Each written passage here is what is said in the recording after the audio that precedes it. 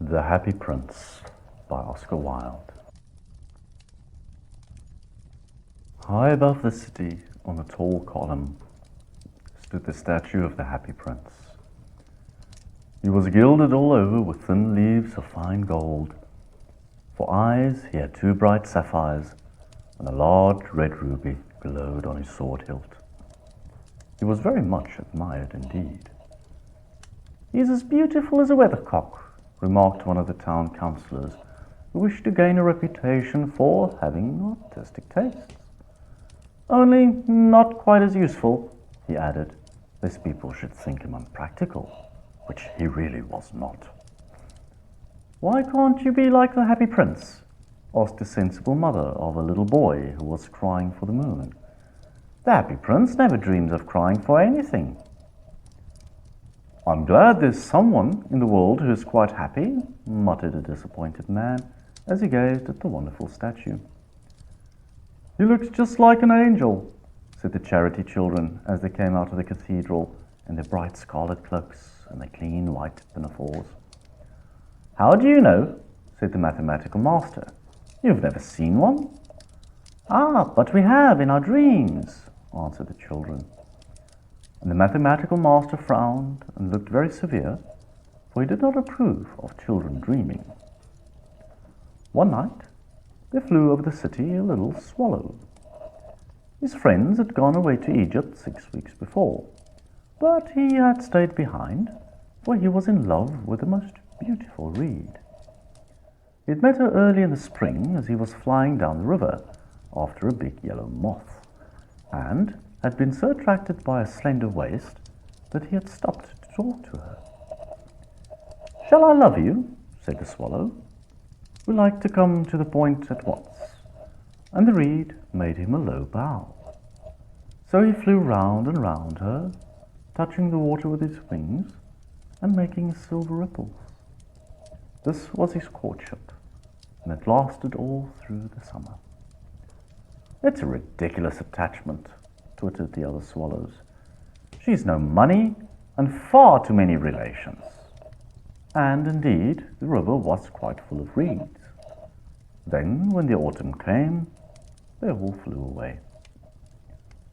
After they'd gone, he felt lonely and began to tire of his lady love. "She has no conversation," he said, "and I'm afraid she is a coquette, for she's always flirting with the wind."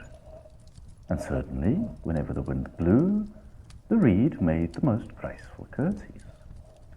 "I admit that she is domestic," he continued, "but I love travelling, and my wife, consequently, should love travelling also. Will you come away with me?" he finally said to her.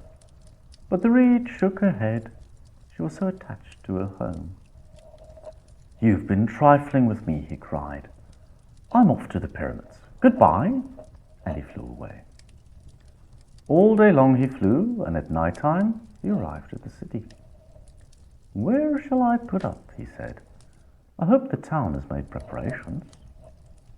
Then he saw the statue on the tall column. "I'll put up there," he cried. "It is a fine position, with plenty of fresh air." So he alighted just between the feet of the Happy Prince. "I have a golden bedroom," he said softly to himself as he looked round, and he prepared to go to sleep. But just as he was putting his head under his wing, a large drop of water fell on him. "What a curious thing!" he cried. "There's not a single cloud in the sky. The stars are quite clear and bright, and yet it's raining. The climate in the north of Europe is really dreadful." The reed used to like the rain, but that was merely her selfishness. Then another drop fell. "What's the use of a statue if it cannot keep the rain off?" he said. "I must look for a good chimney pot." And he determined to fly away. But before he'd opened his wings, a third drop fell, and he looked up and saw, what did he see? The eyes of the Happy Prince were filled with tears, and tears were running down his golden cheeks. His face was so beautiful in the moonlight that the little swallow was filled with pity. "Who are you?" he said. "I'm the happy prince." "Why are you weeping then?" asked the swallow. "You have quite drenched me." "When I was alive and had a human heart," answered the statue, "I did not know what tears were, for I lived in the palace of Sans-Souci, where sorrows is not allowed to enter. In the daytime I played with my companions in the garden, and in the evening I led the dance in the great hall. Round the garden ran a very lofty wall, but I never cared to ask what lay beyond it. Everything about me was so beautiful. My courtiers called me the happy prince, and happy indeed I was, if pleasure be happiness. So I lived, and so I died. And now that I'm dead, they've set me up here so high that I can see all the ugliness and all the misery of my city. And though my heart is made of lead, yet I cannot choose but weep." "What? Is he not solid gold?" said the swallow to himself. He was too polite to make any personal remarks out loud. "Far away," continued the statue in a low musical voice, "far away in a little street there is a poor house. One of the windows is open, and through it I can see a woman seated at a table. Her face is thin and worn, and she has coarse red hands, all pricked by the needle, for she is a seamstress. She is embroidering passion flowers on a satin gown for the loveliest of the Queen's maids of honor to wear at the next court ball. In a bed in the corner of the room, a little boy is lying ill. He has a fever, and he's asking for oranges. His mother has nothing to give him but river water, so he is crying. Swallow, swallow, little swallow, will you not bring her the ruby out of my sword hilt? My feet are fastened to the pedestal, and I cannot move." "I'm waited for in Egypt," said the swallow. "My friends are flying up and down the Nile, and talking to the large lotus flowers. Soon they'll go to sleep in the tomb of the great king. The king is there himself in his painted coffin. He's wrapped in yellow linen and embalmed with spices. Round his neck is a chain of pale green jade, and his hands are like withered leaves." "Swallow, swallow, little swallow," said the prince, "will you not stay with me for one night and be my messenger? The boy is so thirsty, and the mother so sad." "I don't think I like boys," answered the swallow. "Last summer, when I was staying on the river, there were two rude boys, the miller's sons, who were always throwing stones at me. They never hit me, of course. We swallows fly far too well for that. And besides, I come of a family famous for its agility, but still it was a mark of disrespect." But the happy prince looked so sad that the little swallow was sorry. "It is very cold here," he said, "but I will stay with you for one night and be your messenger." "Thank you, little swallow," said the prince. So the swallow picked out the great ruby from the prince's sword and flew away with it in his beak over the roofs of the town. He passed by the cathedral tower where the white marble angels were sculpted. He passed by the palace and heard the sounds of dancing. A beautiful girl came out on the balcony with her lover. "How wonderful the stars are," he said to her, "and how wonderful is the power of love." "I hope my dress will be ready in time for the state ball," she answered. "I've ordered passion flowers to be embroidered on it, but the seamstresses are so lazy." He passed over the river and saw the lanterns hanging to the masts of the ships. He passed over the ghetto and saw the old Jews bargaining with each other and weighing out money in copper scales. At last he came to the poorhouse and looked in. The boy was tossing feverishly on his bed, and the mother had fallen asleep. She was so tired. In he hopped and laid the great ruby on the table beside the woman's thimble. Then he flew gently round the bed, fanning the boy's forehead with his wings. "How cool I feel," said the boy. "I must be getting better." And he sank into a delicious slumber. Then the swallow flew back to the happy prince and told him what he had done. "It is curious," he remarked, "but I feel quite warm now, although it is so cold." "That's because you've done a good action," said the prince. And the little swallow began to think, and then he fell asleep. Thinking always made him sleepy. When day broke, he flew down to the river and had a bath. "What a remarkable phenomena," said the professor of ornithology as he was passing over the bridge. "A swallow in winter?" And he wrote a long letter about it to the local newspaper. Everyone quoted it. It was full of so many words that they could not understand. "Tonight I go to Egypt," said the swallow, and he was in high spirits at the prospect. He visited all the public monuments and sat a long time on top of the church steeple. Wherever he went, the sparrows chirped and said to each other, "What a distinguished stranger!" So he enjoyed himself very much. When the moon rose, he flew back to the happy prince. "Have you any commissions for Egypt?" he cried. "I'm just starting." "Swallow, swallow, little swallow," said the prince. "Will you not stay with me one night longer?" "I'm waited for in Egypt," answered the swallow.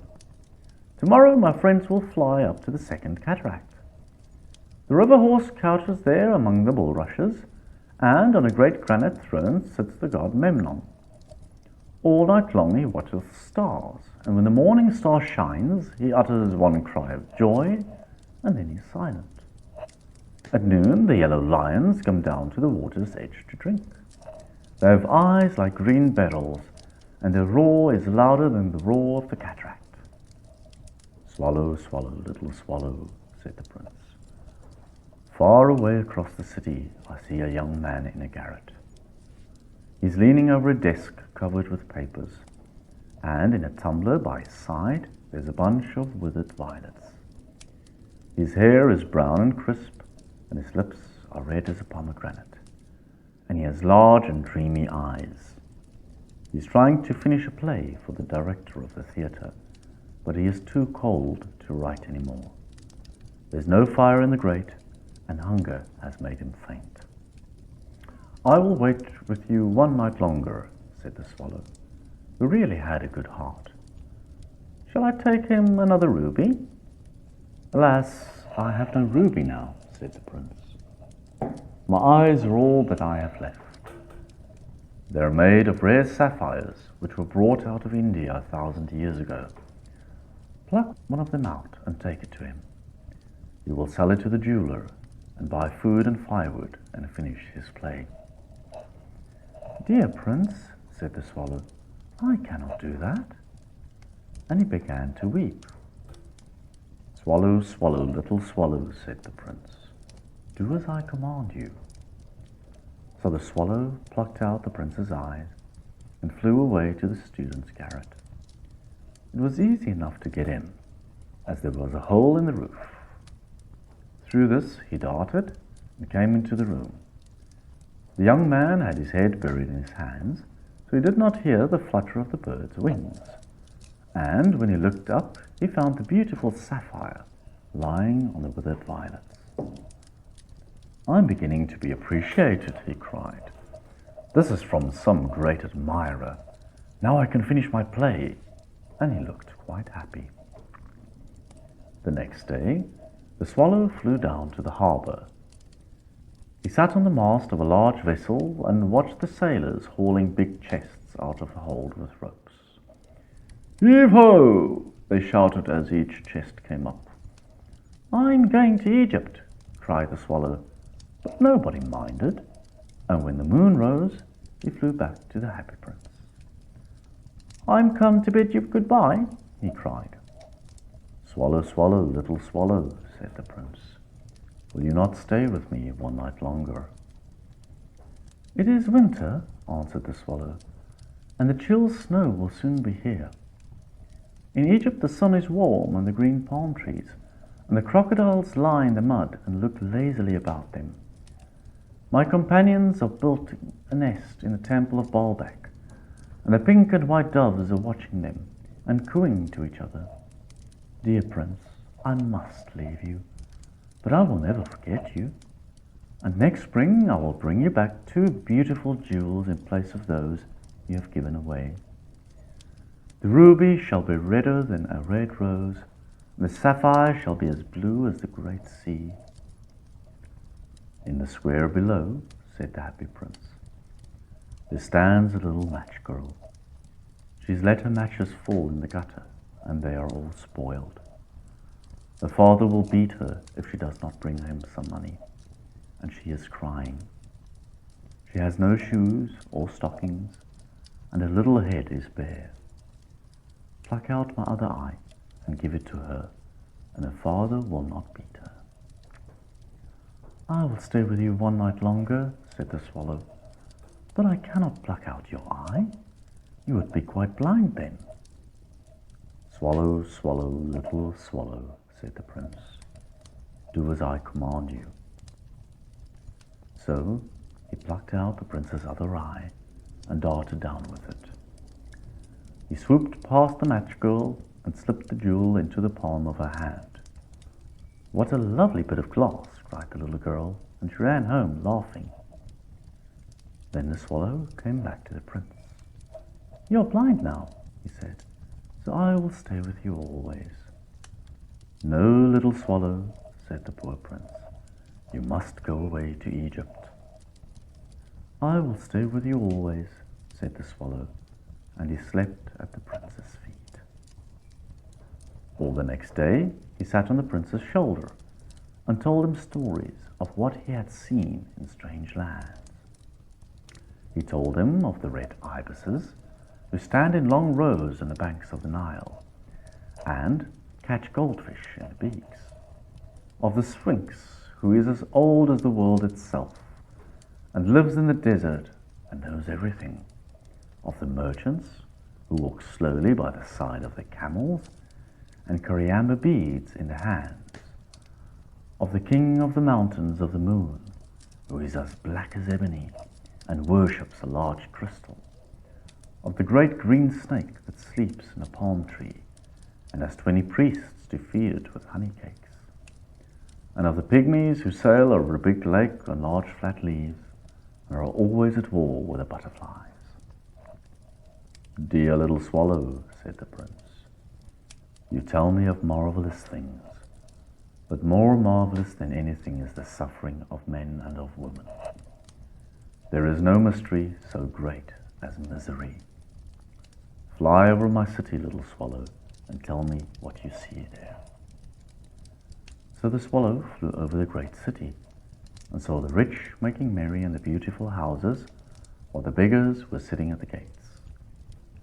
He flew into dark lanes, and saw the white faces of starving children looking out listlessly at the black streets.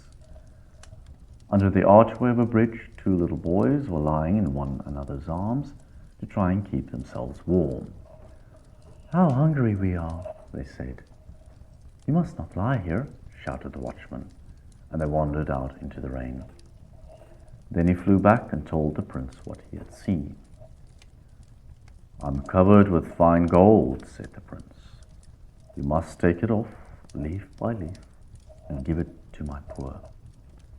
The living always think that gold can make them happy. Leaf after leaf of the fine gold the swallow picked off, till the happy prince looked quite dull and grey. Leaf after leaf of the fine gold he brought to the poor, and the children's faces grew rosier, and they laughed and played games in the street. We have bread now, they cried. Then the snow came, and after the snow came the frost. The streets looked as if they were made of silver, they were so bright and glistening. Long icicles like crystal daggers hung down from the eaves of the houses. Everybody went about in furs, and the little boys wore scarlet caps and skated on the ice. The poor little swallow grew colder and colder, but it would not leave the prince. He loved him too well. He picked up crumbs outside the baker's door when the baker was not looking, and tried to keep himself warm by flapping his wings. But at last he knew that he was going to die. He had just strength to fly up to the princess's shoulder once more. "Goodbye, dear prince," he murmured. "Will you let me kiss your hand?" "I'm glad that you are going to Egypt at last, little swallow," said the prince. "You've stayed too long here, but you must kiss me on the lips, for I love you." "It is not to Egypt that I am going," said the swallow. "I'm going to the house of death. Death is the brother of sleep, is it not?" And he kissed the happy prince on the lips and fell down dead at his feet. At that moment, a curious crack sounded inside the statue, as if something had broken. The fact is that the leaden heart had snapped right in two. It certainly was a dreadfully hard frost.